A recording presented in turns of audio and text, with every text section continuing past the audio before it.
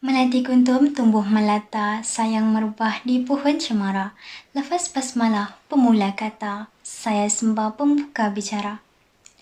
Bismillahirrahmanirrahim. Assalamualaikum warahmatullahi wabarakatuh dan salam sejahtera. Terlebih dahulu izinkan saya memperkenalkan diri kerana kata orang, tak kenal maka tak cinta. Nama diberi Nuri Nafisa binti Muhammad Zihan dan saya merupakan seorang pelajar tingkatan 5 yang kini menuntut di SMK Taman Desa Skudai. Saya merupakan seorang pengawas sekolah dan sejak kecil lagi saya telah tertarik dalam bidang kepimpinan. Oleh itu, seawal usia 7 tahun, saya telah menjawat jawatan sebagai seorang penolong ketua kelas sehingga saya berusia 8 tahun. Dan pada usia 9 tahun, saya telah dilantik untuk menjadi seorang pengawas sekolah.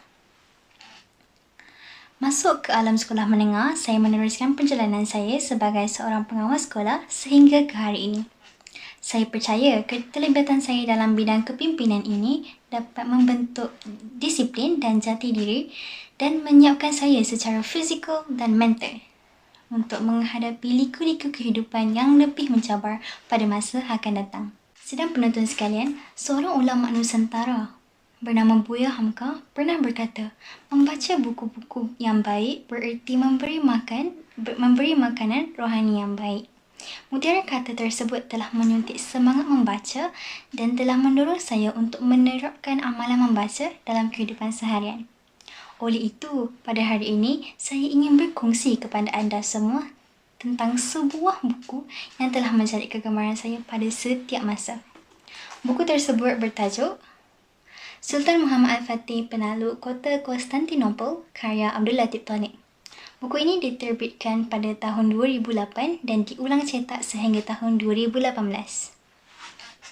Buku yang mengandungi pelbagai ilmu kepimpinan ini telah menarik minat saya untuk mengulang baca buku ini pada setiap masa.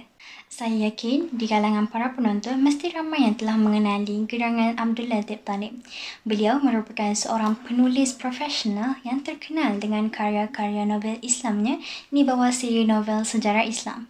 Antara karyanya yang telah saya baca termasuklah Imam Hanafi dan juga Bilal bin Rabah. Buku ini merupakan sebuah bahan bacaan yang baik kerana syarat dengan nilai-nilai murni dan juga pengajaran yang dapat kita teladani dalam kehidupan seharian. Oleh itu, pada hari ini saya ingin kongsikan 3 nilai murni dan juga 3 pengajaran yang terdapat dalam buku ini. Nilai yang pertama ialah nilai kebijaksanaan. Nilai kebijaksanaan ini dapat dilihat melalui situasi di mana Ketua Angkatan Tentera perlu menyusun strategi untuk menakluki kota Konstantinopel. Mereka menyusun strategi yang tidak terjangkau di akal. Kedua, nilai rendah diri. Sultan Muhammad Al-Fatih merupakan seorang pemimpin yang sangat rendah diri dan sentiasa bertawaduk. Sultan Muhammad Al-Fatih tidak pernah bermewah dalam kehidupan dan baginda selalu meninjau keadaan rakyatnya. Dan yang ketiga ialah nilai ketaatan seorang hamba kepada sang pencipta. Untuk pengetahuan semua, Sultan Muhammad Al-Fatih merupakan satu individu yang tidak pernah meninggalkan solatnya. Bukan sahaja solat fardu, baginda tidak pernah meninggalkan solat sunat rawatib dan juga solat sunat tahajud. Masya Allah, hebat kan? Seterusnya, saya ingin berkongsi tentang 3 pengajaran yang terdapat dalam buku ini. Pengajaran yang pertama ialah kita mestilah sentiasa berusaha untuk mendalami ilmu dan mengamalkan atau mengimplementasikan ilmu-ilmu yang telah kita pelajari dalam kehidupan seharian.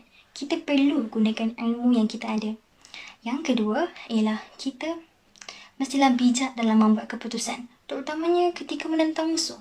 Kerana menurut A. Samad Said, seorang puisi terkenal di Malaysia, beliau pernah berkata bahawa berani tidak mesti berkorban buta dan berundur tidak mesti kalah.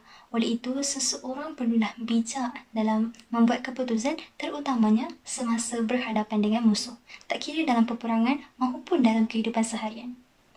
Dan pengajaran yang ketiga atau yang terakhir ialah kita sebagai seorang pemimpin mestilah berlaku adil dan melaksanakan tugas dengan amanah.